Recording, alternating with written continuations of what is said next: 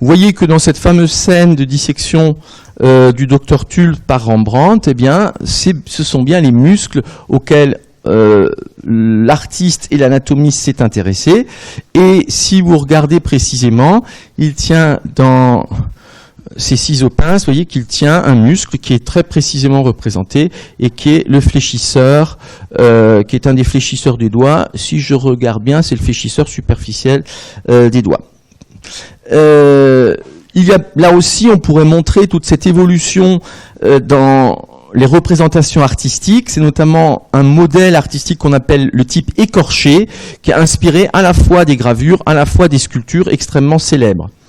Au total, il y a environ 350 à 600 muscles. Je vous rappelle qu'on a vu qu'il y avait en gros 210 os. Ça veut dire qu'on a ici, bien sûr, plus de muscles que d'os. Pourquoi 350 à 600? C'est parce qu'il y a plusieurs modes de comptage pour des petits muscles, notamment quand on est en intervertébral, puisque vous avez 24 vertèbres. Vous pouvez imaginer de compter un muscle qui a 24 sous-éléments, ou au contraire de compter que c'est 24 muscles séparés entre chaque vertèbre. Donc en fait, ce sont des questions de définition et de comptage qui font que suivant les auteurs, ils sont plus ou moins divisés, et encore c'est une moyenne, donc voilà l'ordre de grandeur, mais ça signifie qu'il y a là une connaissance, et bien sûr chaque muscle a son terme. Pourquoi muscle? Ça vient du latin musculus, qui veut dire petite souris. Mus, c'est la souris. Musculus, la petite souris. Alors, on voit d'ailleurs pas sa queue, ce qui est dommage, parce que c'est finalement ce qui est important. Dans la comparaison est que le muscle, c'est le corps de la souris, et puis, ça se termine par la queue, qui est le tendon. Et quand ils regardaient le corps, ils avaient l'impression que c'était comme une souris qui bougeait sous la peau, et qui avait sa queue qui servait de tendon. Donc, cette comparaison avec la souris. Vous savez qu'il y a une classification traditionnelle, il y a des classifications traditionnelles, c'est vraiment des cours de maternelle, mais je le cite quand même. Il y avait ce qu'on appelle les muscles volontaires et les muscles involontaires. Il y a également ce qu'on appelle les muscles rouges, les muscles blancs. Les muscles volontaires, ce sont les muscles de l'appareil locomoteur, ce que nous allons étudier. Les muscles involontaires, globalement, schématiquement, c'est les muscles viscéraux que l'on étudie avec les viscères. Muscles rouges, muscles blancs. Là, ce sont des particularités histologiques qui font que des muscles vont avoir plus ou moins de force, plus ou moins de rapidité. Et les muscles blancs sont aussi des muscles, en général, les muscles involontaires sont des muscles blancs. Mais on a des muscles blancs dans les muscles volontaires. Ce sont deux catégories différentes. C'est des classifications anciennes que vous connaissez, c'est pas très important, on va dire ici. Quand on regarde l'histologie, c'est-à-dire les cellules, les muscles sont composés de cellules, les cellules musculaires qui ont des propriétés donc contractiles, ce qui permet le mouvement. Nous trouvons trois types de fibres. Nous trouvons les fibres musculaires striées, c'est celles que nous allons voir dans les muscles de l'appareil locomoteur où nous sommes. Nous trouvons d'autre part des fibres musculaires myocardiques, qui sont des fibres musculaires spécialisées dans la contraction donc du cœur. Et enfin, il y a les fibres musculaires lisses qui, elles, caractérisent les parois de l'intestin, les muscles qui permettent au poil de s'ériger, muscles arrecteurs du poil. Tout d'abord, description générale d'un muscle simple. Un muscle simple, ça va être très simple. Partie principale du muscle, eh bien, nous trouvons une insertion d'origine sur un os. Nous trouvons une insertion de terminaison sur un autre os. Ça se fait par des tendons en général, on verra un peu plus dans le détail, qui sont fibreux. Et au centre, nous trouvons une partie contractile, c'est là où il y a les fibres musculaires, qu'on appelle ventre ou corps. En latin, ou en terminologie internationale, c'est venter ou gaster. Ventre ou corps. Donc insertion, il faut bien sûr qu'il y ait deux os, il n'y a pas de muscle inséré sur un même os, puisque par définition, un muscle va permettre le mouvement. Si on est au sein d'un même os, il n'y a pas de mouvement résultant. Donc il y a toujours au moins deux os qui sont en jeu.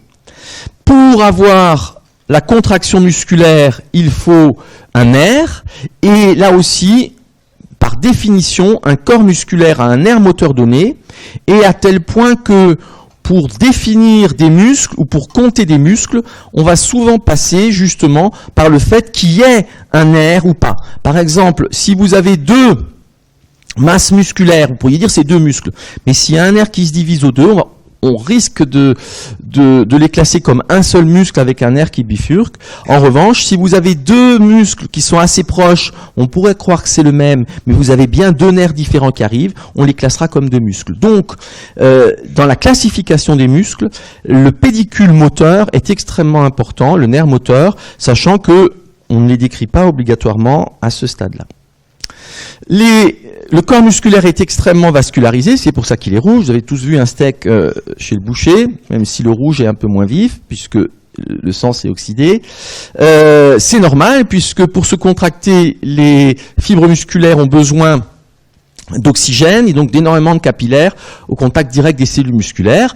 Tout ce qui est très vascularisé cicatrise bien, hein, ce qui ne l'est pas n'est pas bien vascularisé, cicatrise mal, et donc c'est ici utilisé aussi dans des techniques qu'on appelle des techniques de Lambeau. Vous pouvez très bien ici prélever un morceau de muscle, par exemple sur l'avant-bras, avec la peau ou pas, l'os ou pas, plus un pédicule, et aller le transplanter ailleurs. Par exemple, quelqu'un qui aurait eu un cancer de la face, on a fait une ablation, vous pouvez aller déplacer cela, c'est ce qu'on appelle la chirurgie des lambeaux avec de différentes variétés. Voilà ici un lambeau antébrachial extrêmement fréquent. Obligatoirement, il faut que vous ayez un pédicule, sinon ça ne vit pas. Si vous prenez un morceau de muscle et que vous le mettez ailleurs, il va tout simplement mourir, il y aura une nécrose. Ça veut dire que c'est une chirurgie, la chirurgie des lambeaux. Vous prélevez ici l'artère radiale, la veine radiale, et vous allez regreffer l'artère radiale et la veine radiale, par exemple, au niveau facial. Donc ça, c'est quelque chose qu'on fait tous les jours, hein, des lambeaux musculaires, notamment le lambeau antébrachial ici.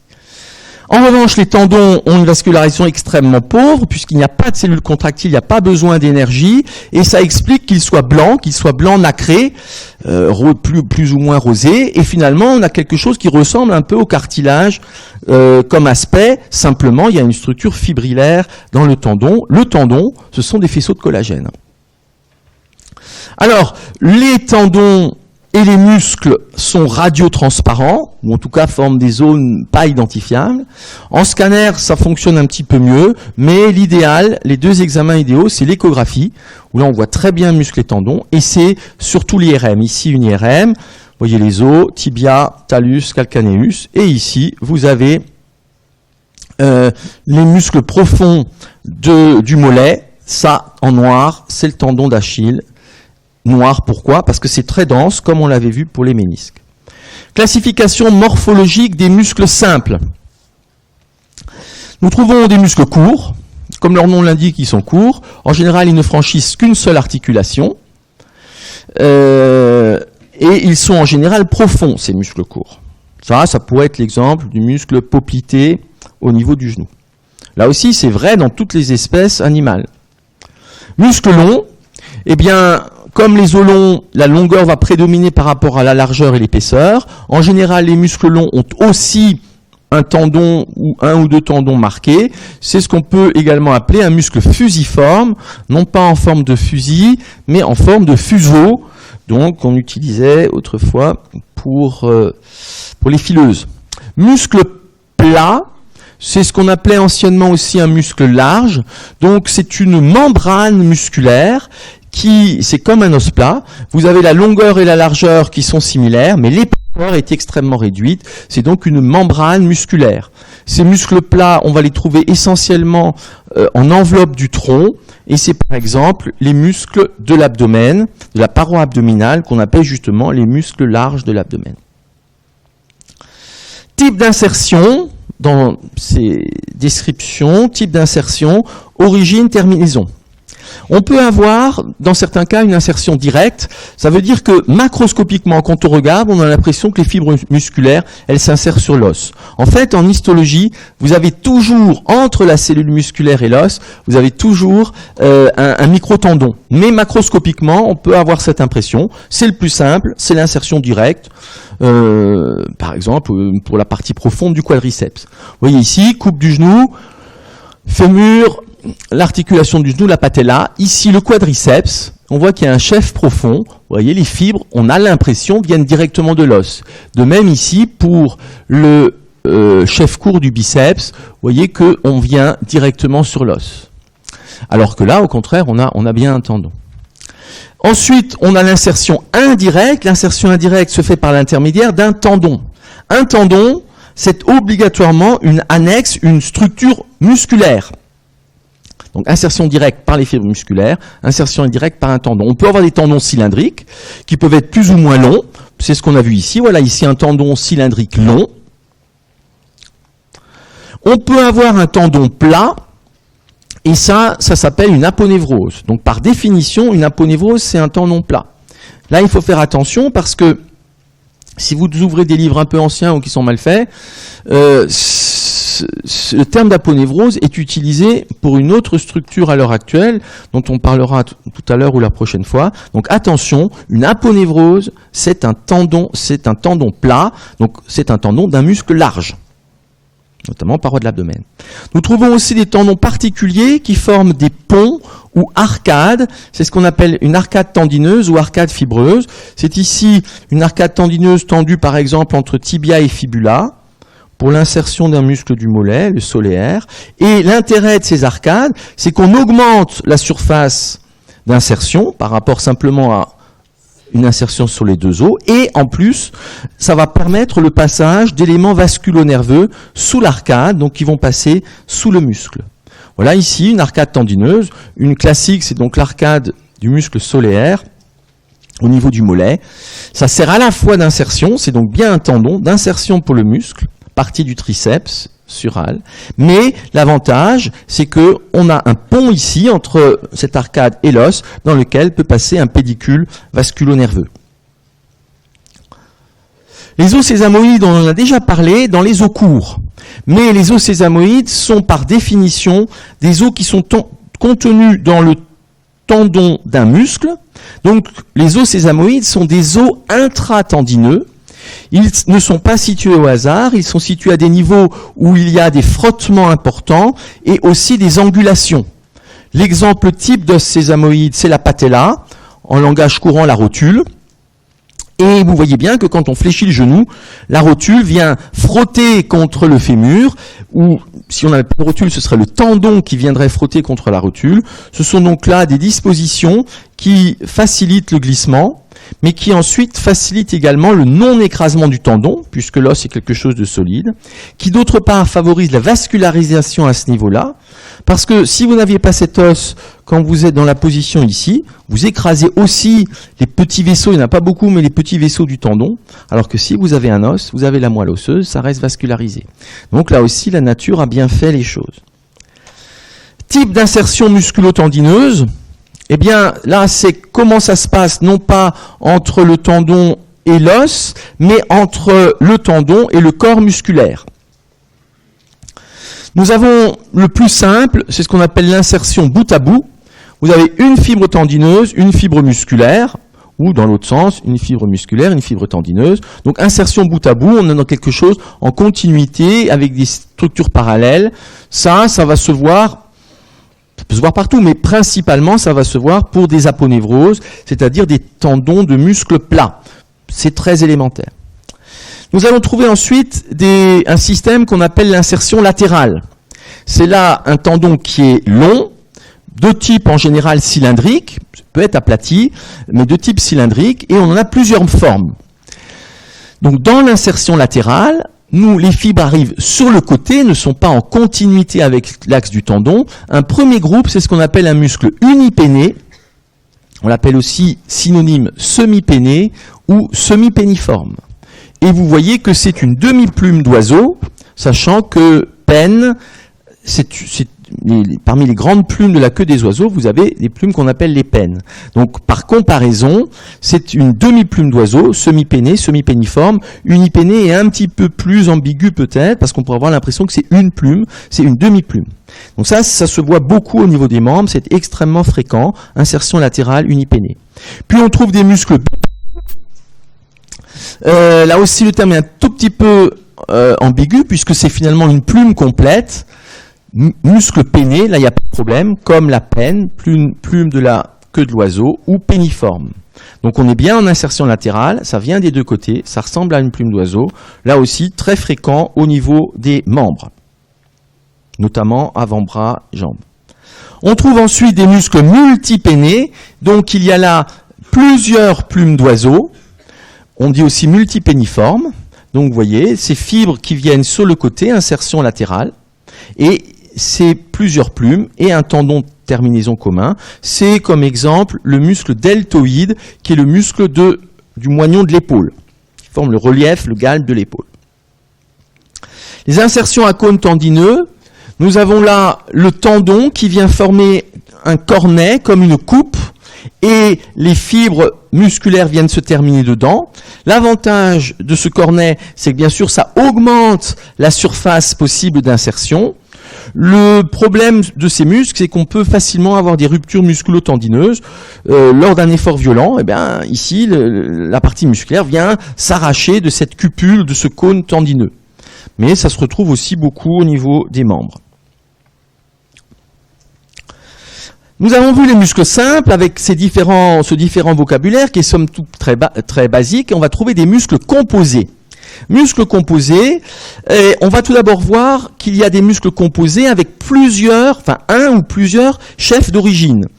Vous avez vu ça déjà, encore une fois, c'est de l'ordre de la maternelle ou des sciences naturelles qu'on fait à 5 ans. Nous trouvons donc les chefs en latin, c'est caput, la tête, le suffixe, ça va être seps, un chef uniceps, plusieurs chefs multiceps. On va donc trouver des biceps, triceps, quadriceps. Là, nous sommes bien dans la terminologie générale, il peut y avoir plusieurs muscles biceps dans le corps, c'est bien une catégorie. Voilà, muscles biceps, deux chefs d'origine qui viennent fusionner en un seul corps et un seul tendon de terminaison. Il y en a plusieurs dans le corps humain, il y a notamment le biceps brachial, c'est le plus connu au niveau du bras, il y a aussi le biceps fémoral au niveau de la cuisse, mais il y en a d'autres. Muscle triceps, comme le nom l'indique, il va y avoir 3 chefs d'origine. Les 3 chefs viennent fusionner pour former un corps unique, et le corps unique va se terminer sur un tendon unique. Plusieurs chefs, une seule terminaison. Il y a plusieurs exemples au niveau du corps humain. C'est le triceps brachial au niveau du bras, c'est le triceps sural au niveau du mollet. Il y a aussi, mais je n'ai pas fait le dessin complémentaire, vous allez avoir une possibilité avec 4 chefs, muscle quadriceps, et il y en a un seul, c'est le quadriceps fémoral, c'est le gros muscle de la face antérieure de la cuisse. Classification selon le nombre de terminaisons. Là, on était plusieurs chefs en haut, maintenant c'est une insertion d'origine unique, et on aura plusieurs terminaisons en bas. Donc c'est dans l'autre sens. Et là, on retrouve la notion de la queue de la souris, c'est-à-dire qu'on peut avoir une queue, il sera unicodé, c'est le muscle simple, 2 bicodé, multicodé. Voilà, alors je passe tout de suite au muscle multicodé. Le muscle unicodé, c'est le muscle simple qu'on a vu, un seul tendon de terminaison. Bicodé, il y en a, mais finalement on en parle, c'est plutôt des variantes que quelque chose de constant. Voilà un muscle multicodé caractéristique, une origine, un corps. Le corps se divise en plusieurs tendons et ça va être le cas des muscles destinés aux doigts. Fléchisseur des doigts, extenseur des doigts, fléchisseur des orteils, extenseur des orteils. Pour les doigts latéraux, 2, 3, 4, 5 ou orteils latéraux, 2, 3, 4, 5. Donc division en 4 pour les 4 doigts. Classification selon le nombre de ventres successifs. Donc nous ne sommes plus là en parallèle mais en série. Nous avons vu dans le muscle simple qu'il y avait un ventre, gaster, et là on peut avoir ensuite, donc en série, plusieurs ventres. Le muscle simple qu'on a vu est un muscle unigastrique, il n'y a qu'un seul ventre. On peut avoir 2 ventres, digastriques. On dit aussi un muscle biventaire, c'est un synonyme expliqué par l'étymologie, ou un muscle polygastrique. Voilà ici un muscle digastrique. Il y a bien un corps musculaire et un deuxième corps musculaire. Ensuite, entre les deux, on trouve un tendon intermédiaire. Donc là, on a bien un muscle digastrique. C'est un muscle composé, mais on n'est plus en parallèle, on est en série. Il y en a plusieurs dans le corps humain. Il y a notamment un muscle qu'on appelle le muscle digastrique au niveau de la tête et du cou, et il y a aussi le muscle homohyoïdien, qui est aussi dans le cou, qui est un muscle digastrique. On les reverra par ailleurs. Muscle polygastrique, en gros, il n'y en a qu'un, c'est le muscle droit de l'abdomen. où vous voyez que plusieurs corps musculaires sont en série, séparés par des tendons intermédiaires qu'on appelle également intersections tendineuses, en nombre variable et en disposition variable, ce n'est pas obligatoirement symétrique. Les corps musculaires peuvent se contracter et avoir du volume, alors que les tendons gardent toujours un volume initial, puisque c'est simplement du tissu fibreux. Bien sûr, c'est l'origine de la disposition qu'on appelle tablette de chocolat au niveau de l'abdomen, quand on a un tissu adipeux suffisamment réduit. On va terminer en quelques minutes, comme ça on commencera quelque chose de simple la prochaine fois, c'est plus facile. Classification, eh bien on retrouve les mouvements, on va avoir des catégories de muscles par mouvement. Flexion, fléchisseur, extension, extenseur, abduction, abducteur, adduction, adducteur, rotation, rotateur. Voilà, par exemple ici, nous sommes dans les mouvements de flexion que nous avons vus dans un plan sagittal. Ben, le muscle qui permet ça est un muscle fléchisseur. Voilà, des muscles fléchisseurs. On peut bien sûr voir ces muscles se contracter et en voir les tendons qui apparaissent sous la peau. Voilà cette classification. Fléchisseur, extenseur, adducteur, abducteur, rotateur latéraux. Mais il y a des petits mouvements spécifiques. C'est la pronation, supination, muscle pronateur, muscle supinateur. Et pour terminer, 2 minutes sur les annexes des muscles et des tendons, eh bien, tout d'abord, on va trouver des fascias. C'est quoi un fascia? C'est une enveloppe fibreuse qui entoure chaque muscle. Tout muscle a un fascia. On ne les dessine pas toujours quand on fait de l'anatomie. C'est très important. C'est un sac inextensible qui va permettre d'orienter le mouvement. Et c'est là où il y a cette confusion. Dans beaucoup de livres anciens ou pas mis à jour, vous allez trouver que ça s'appelle une aponévrose. Donc, une aponévrose, c'est bien un tendon. Ce qu'autrefois on pouvait parfois appeler aponévrose, l'enveloppe d'un muscle, c'est un fascia. Fascia d'un muscle plat, vous avez bien là un muscle plat, de l'abdomen par exemple. Ce muscle plat se termine par un tendon plat, c'est l'aponévrose, et il est recouvert par un sac fibreux, qui est le fascia. Voilà, toujours, donc de bien distinguer une aponévrose, qui est un tendon, d'un fascia, qui est une enveloppe. Septum intermusculaire. Eh bien, les muscles se mettent dans les membres, par exemple, ou au niveau du corps, en différentes régions, par exemple, région antérieure, région postérieure du bras. Et ici, entre ces deux régions, vous aurez une cloison. Septum, ça veut dire cloison.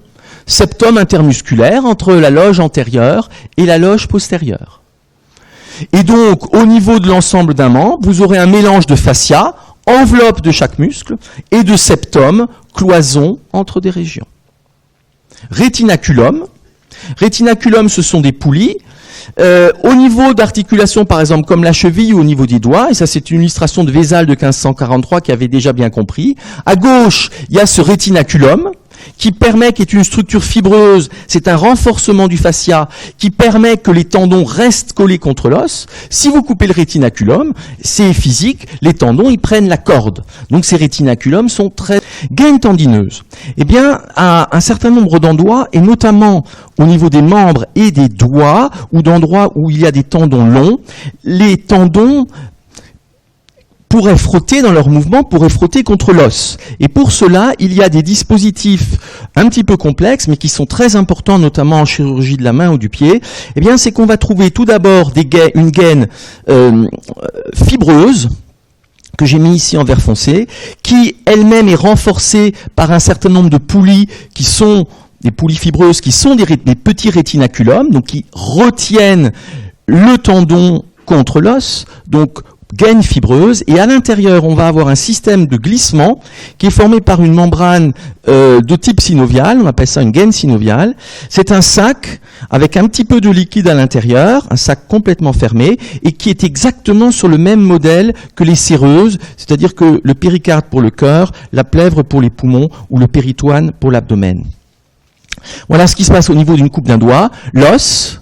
Ici, on a un canal fibreux, c'est la gaine fibreuse, donc c'est un canal ostéofibreux, ici le pont fibreux. À l'intérieur, nous avons le tendon. Si on n'avait que ça, ça frotterait. Donc, on a une gaine synoviale qui est formée de deux feuillets. Un feuillet tendineux, on appelle ça aussi le feuillet viscéral. un feuillet pariétal qui est collé sur l'os et sur la gaine fibreuse. Quand on ouvre ici la gaine, on coupe en même temps ce feuillet synovial. Et là, il y a une cavité avec un petit peu de liquide synovial qui permet le glissement. Voilà donc ce système. À certains endroits, il peut y avoir ici un petit repli qui va permettre au vaisseau d'arriver au tendon. Donc c'est tous les centimètres par exemple, ou tous les quelques millimètres. Et ça, c'est ce qu'on appelle le mésotendon, par analogie aussi au méso qu'on va trouver au niveau des autres séreuses.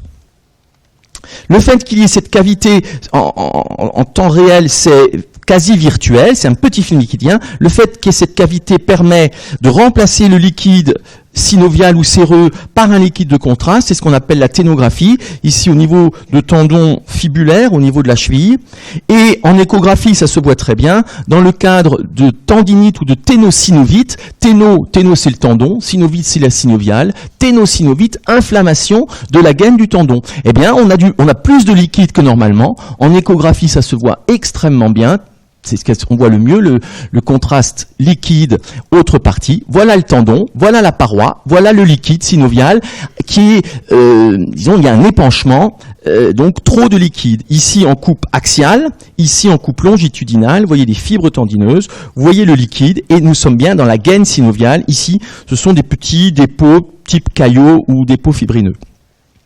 Ensuite, nous avons les bourses qui sont donc toujours ces annexes de tendons et de muscles. Eh bien, à certains endroits, les tendons vont frotter contre de l'os et ce ne sera pas une gaine synoviale que nous trouverons, mais simplement une bourse, par exemple sous le tendon ici. Ces bourses peuvent parfois communiquer avec la synoviale de l'articulation, ça dépend des articulations.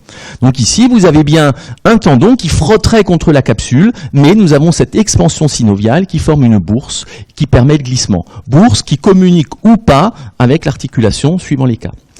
Il y a des bourses aussi qu'on appelle subcutanées, toujours aussi au niveau de tendon, ça peut être au niveau du tendon du triceps et de l'olécrane, du tendon du quadriceps et de la rotule.